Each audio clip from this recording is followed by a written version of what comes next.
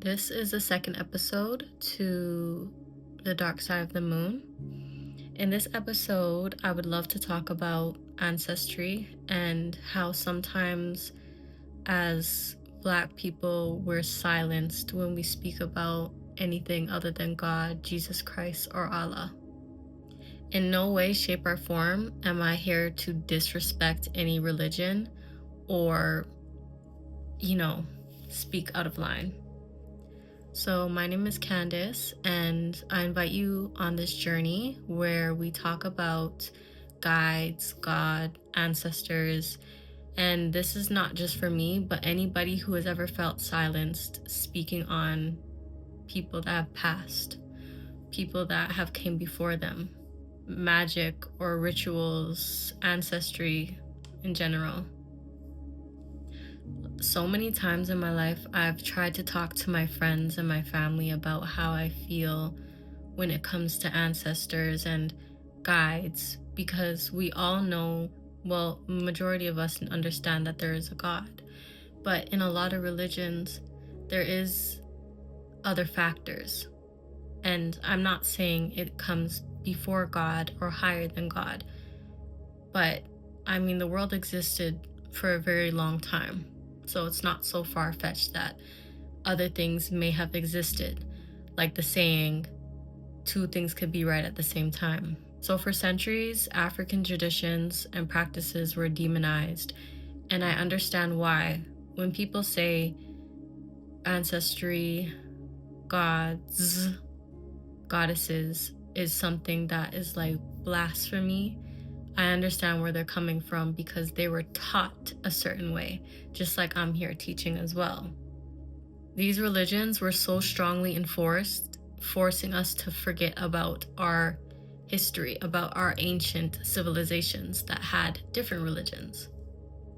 And that's just my thing. I would say I'm a rebel, but I'm rebellious. I'm a rebellious thinker. And when I bring up to my friends ritual or ancestors or gods with the S, I feel almost shunned in a way where I'm not truly being heard. And I understand, I get it. It could be very intimidating, but so can who we were told we are could be intimidating. The disconnection from memory is so heavily embedded into us that we all understand that a big part of our history has been wiped, but we don't acknowledge or do the proper research on why it may have been wiped, because they have done it for a reason. There is good reasoning behind it, or it wouldn't have been done at all. This was a way of our life before religions were forced onto us.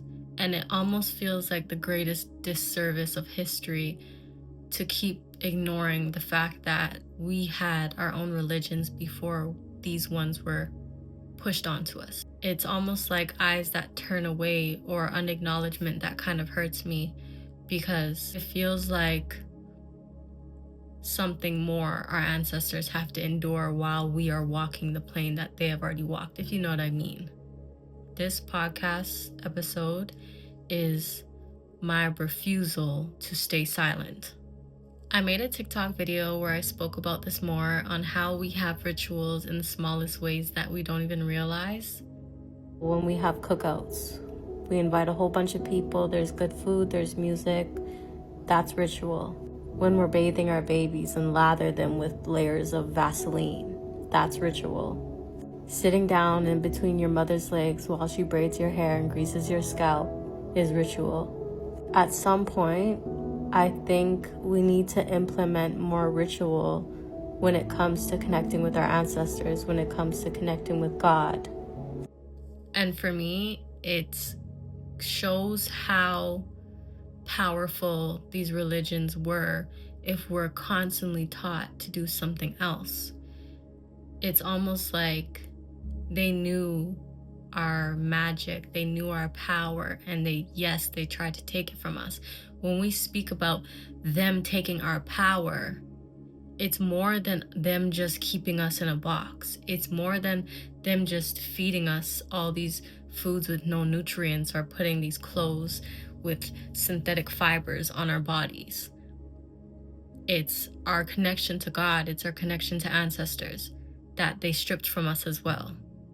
I have loved ones and friends who have passed away, and when I speak about their deaths, it hit me extremely hard when they did pass away. But now I feel as if I've made this connection to God so much that I've trusted what God has done. I don't take it personal. And I feel that is one of the loopholes of making amends with our guides and our ancestors, is understanding that God has done these things for a reason. There's patterns and there's reasonings, there's synchronicities.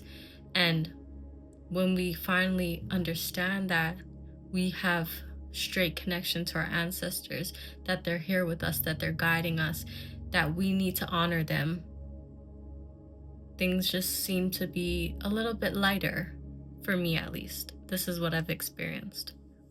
So for Womb Light Rituals, the business that I started, when I speak of ritual, it is almost demonized, and it frustrates me, but at the same time I have to be understanding, because people are not there yet. They're not awakened yet, or they do have a trust in God, but we are not honoring God properly.